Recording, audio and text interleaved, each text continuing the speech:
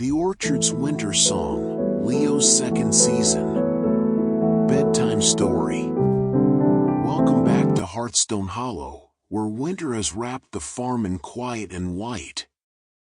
Leo, having stored his pumpkins and learned the farm's autumn rhythm, now faced the deep silence of winter. The land was asleep.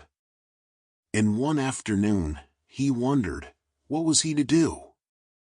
On a walk, he truly noticed the old orchard for the first time, gnarled, sleeping apple trees. His grandfather's journal had mentioned them with longing. One tree stood apart, the grandmother tree, the very first planted on the farm. A kind voice spoke behind him. It was his neighbor, Mr. Evans. "She's a tough old soul," Evans said. "But even tough souls forget how to sing if no one listens." Leo admitted he knew nothing about apple trees. "Good," Evans smiled. "No bad habits to unlearn. Apple trees are a patient orchestra. Their music is in the waiting. They teach us that the sweetest fruits are born from the coldest sleeps." Inspired, Leo began the quiet work of winter. With Mr. Evans as his guide, he learned to prune with care, to open the tree's heart to the sun. He saved extra kindness for the grandmother tree, clearing her base of snow and even talking to her, sharing his hopes for spring. Then, a small miracle. One bitter morning, a single, perfect snowdrop bloomed at the tree's base, a brave speck of life in the frozen world. "See," chuckled Mr. Evans. "She's answering you." He then gave Leo a bundle of forsythia branches. "Bring them inside. They're cheerleaders for the soul."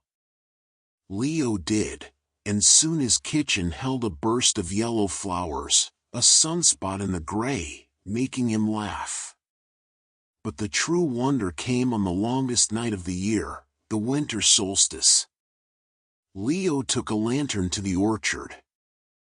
There, on one carefully pruned branch of the grandmother tree, he saw it, 3 tiny, silver-pink apple blossoms, glowing in the lantern light. In the dead of winter, he called for Mr. Evans, who came with tears in his eyes. "A solstice blessing," the old man whispered. "The winter's promise blossom. The tree has found its song again. You've awakened a memory, Leo."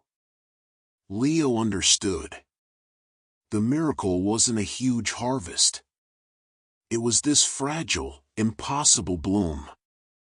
The farm was telling him, your care matters, even when you can't see the fruit.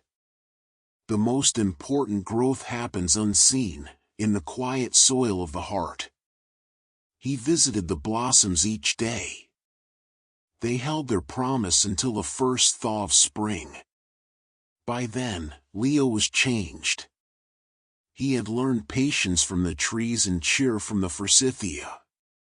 He had a friend in Mr. Evans and a silent, trusting choir in the orchard. On the first day of spring, he wrote in his journal, "The winter blossoms are gone, but their promise remains." Prosperity isn't a full cellar. It's a single bloom in the snow. It's knowing you're part of a story much bigger than yourself, and having something to care for on a long, quiet night. His heart was as full and ready as the spring earth. So, dear listener, as you drift to sleep, remember Leo's winter blooms. In your own seasons of waiting, know your care is never wasted.